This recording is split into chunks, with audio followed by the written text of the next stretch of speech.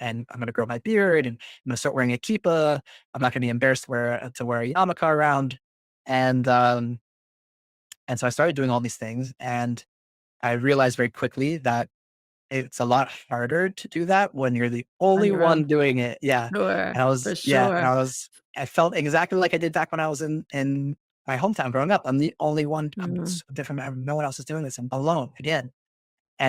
And it felt worse almost because now I had this expectation of myself that like, I know what's right and wrong. And I started mhm, feeling guilty constantly mhm, because what happened very quickly after a few months of trying to keep all these Jewish laws and being in an environment where and not having enough background to really be strong enough on my own about it, to know enough about it. I was only in yeshiva for 3, 4 months. That's nothing. It's literally nothing. You don't know mhm, anything. You're just excited about being Jewish. And then you get mhm. thrown back in this place where no one knows anything about Judaism and they want you to not do what you're doing. And so I left this brotherhood and I'm back on campus. And the campus rabbi can only do so much. Every morning I would wake up 5:30. He would pick me up in his van. We would drive to an Orthodox shul with a mikvah, and we'd wrap the tefillin, and then he would drive me back to campus.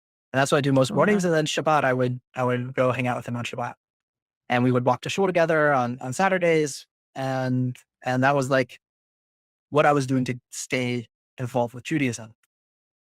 But here's the kicker: when I was in shul, when I went to mikvah, and I wrapped the tefillin, and I'm davening in shul with him. Only thing I can think about is getting back to campus so I Mhm, can eat my treif. I can eat my non-kosher bacon and eggs. mhm, I can hang out with my non-Jewish girlfriend. I can mhm, play video games and get mhm, involved with all the other stuff that I wanted to do. So the whole time I'm mhm. praying, I'm feeling like guilty because I was like, this isn't Sure. who I am. I'm not the person who prays. This is not me. It's not really what I want. What I want is to be back eating, doing all this non-kosher Having stuff. a It's really what I want to do. I have a very strong desire for that. So I was like, this isn't me. I'm lying to myself and everyone else who's here. They all see me. They all think mm, I'm religious. I don't think they thought I was religious. I'm covered in tattoos that can like t-shirt and shorts. But in my mind, I was like, they see me as religious and I have to show that I'm religious here. But like, that's not really who I am. And then when I would go back to mhm, campus, the first thing I would do is my bacon and eggs, hang out with my non-Jewish girlfriend. And and the whole time I'm doing that, I feel guilty also because I know I'm not supposed to be doing this. I can't believe I'm right. doing this. I shouldn't be doing this. And so I was feeling guilty on both sides. And I just kept beating myself up, beating myself up, beating myself up. And I fell into a deep depression. And it was very, Mm, very hard for me to like be reconciling because again, it all comes back to this dissonance between my actions and my values. mm. Sure. What did I value? What do I really, really value? I really value Judaism and Hashem and Jewish law. And when I was in yeshiva, I felt it and I clung to it and I loved it. I was like, this is really where I'm happy. This is where I feel purpose and drive and community and safety and like home and hugs.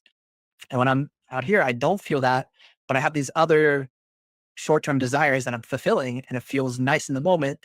And then when I go to sleep at night, I feel empty. Like I feel like I'm not really Right. fulfilling and what did I do with my life today? And and so I was really in a not so good place for many years throughout college because I was doing this up and down. I like to use the analogy of I was trying to live in both worlds at the same time. And for me, I Mm, call it sitting on the fence. I had one foot in the secular world and one foot in in the Jewish world and and what happens when you sit on a fence is that it can be it can be very uncomfortable and you mhm. can crush. Sure. Yeah. So that's the analogy I like to use is like if I had one foot in one world, one foot in the other world. So some people would say you were doing Jewish things, so that's good that you were still getting in, you're still being involved. Saying yeah, but the way I was torturing myself, it would have Mm, been better if I had just chosen to be fully secular until I was ready to like until I was making those steps slowly to get over on the other side where I really wanted to be. mm, But because I wanted to be mm, fully in both worlds at the same time, which you can't do, it doesn't work. You crush yourself and you literally get mm, split right down the middle and it does not feel comfortable. It hurts. And emotionally and in your head, it can't go quiet.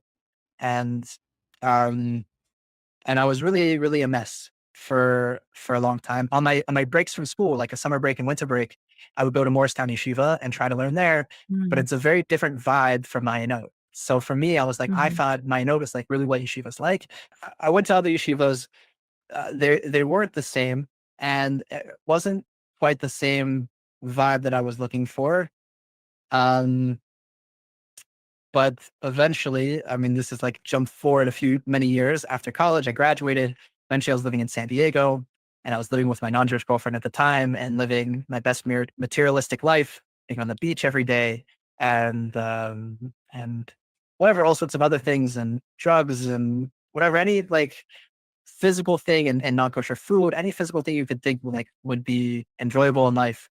And for like a young 20-year-old, I was doing all of that, very deeply involved. But at the end of every night, I was feeling very empty, feeling like Mhm. I'm not felt alone, even though I have this girl sitting next to me, and I still felt very alone. And someone reached out to me from Hadar Torah Yeshiva in Crown Heights, and he said, "Hey, what was the last time you were in yeshiva?" A friend of mine who I met before.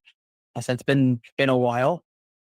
And at the time, um, my non-Jewish girlfriend, I told her I would like to marry her, but I will only marry her if she's Jewish. So she started going through conversion classes, and she started learning a lot about Judaism. And 2 months in of her learning, she was teaching me things, and it scared Mm. me like no other. I was like, oh my gosh, I've been to yeshiva multiple times, and this non-Jewish girl has never been exposed to Judaism before in her life. Was learning for 2 months, and she's teaching me stuff. I was like, oh, like I'm way behind. I need to learn a lot more. And so when this guy called me up, it happened to be like right at around that time. And so he's like, "When was the last time you knew Yeshiva?" And I was like, "I need to go wherever it is. I'm ready. Like I need Mm. an extra bump of Judaism and knowledge." And I went to this yeshiva, and it was an amazing experience. I loved it.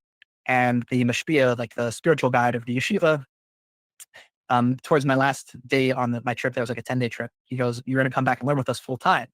And I said, "No way." I was like, "Do you know Mm. my materialistic life that I'm living in San Diego on the beach? It's beautiful. Why would I leave that for this cold New York weather? You're crazy." And he goes, "Let me ask you, are you gonna marry Jewish?" I said, "Yeah, of course I'm gonna marry Jewish." And he goes, "Are you gonna have like raise your kids Jewish?" And I said, "Yeah." "You gonna give them Jewish education?" "Yeah." He goes, "Let me ask you, they're gonna learn Gemara, the Talmud." I said, "Sure, why not?" And he goes, "When they bring home their Talmud from school, are you going to be teaching them Gemara? Are they going to teach you Gemara?" And I was like, "Oh my gosh, how did you know that that's why I wanted to come to yeshiva?" It's like, I didn't want my family to be teaching me. I want to teach them. And so after that, I was like, okay, I think I need to make the decision to be in yeshiva full time. And I Wow. did. And, and my non-Jewish girlfriend was not ready. She did not sign up for me to be on the other side of the country learning in yeshiva full time. So we broke up, and I was kind of full in after that. And Maybe maybe we'll do a part two at some point, but there's Right. a lot more Wow. things. Wow, that's Yeah. incredible.